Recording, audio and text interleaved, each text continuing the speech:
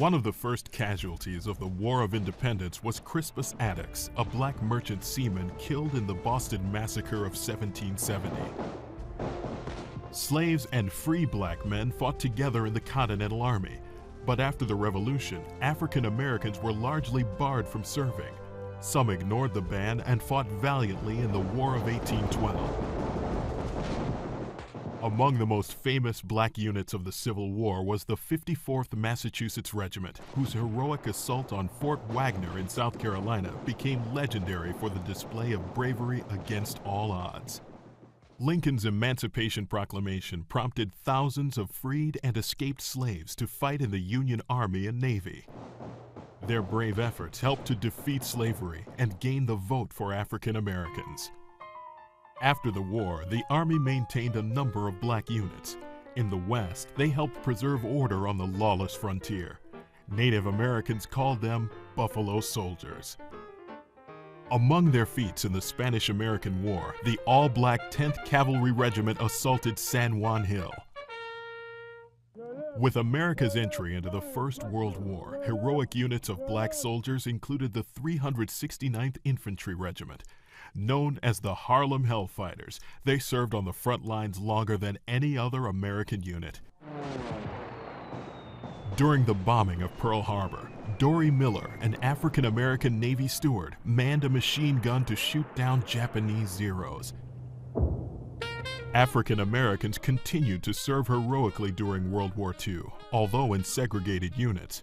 Nonetheless, the barriers were slowly being broken. Black women were now able to enlist in the armed forces, and the number of black officers was increasing dramatically. Benjamin O. Davis Sr. had become the country's first African-American general in 1940. His son, future Air Force General Benjamin O. Davis Jr., commanded the 332nd Fighter Group, also known as the Tuskegee Airmen.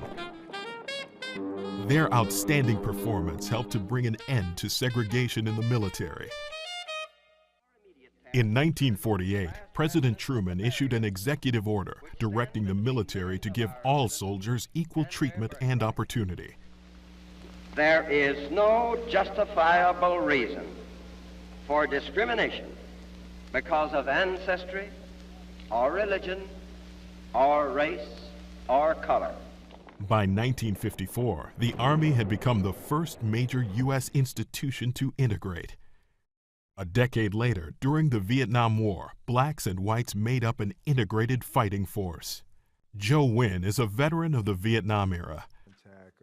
Joe remembers the early 1970s as a time of challenge and change. I would have to say there was racial tension, not only in Vietnam, but at many of the bases stateside as well.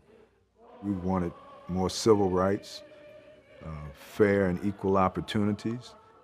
Same type of individuals who are challenging you at home were challenging you in the military.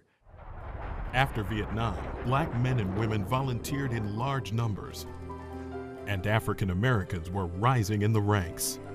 Samuel Gravely, first African American admiral in the U.S. Navy.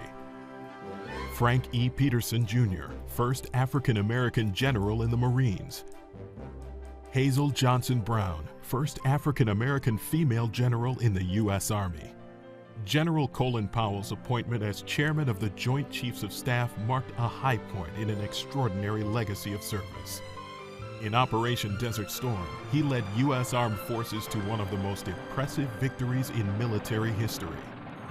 Today, African Americans continue to reach for new heights, like Captain Vernice Armour, who served in Operation Iraqi Freedom and became the first African American female combat pilot.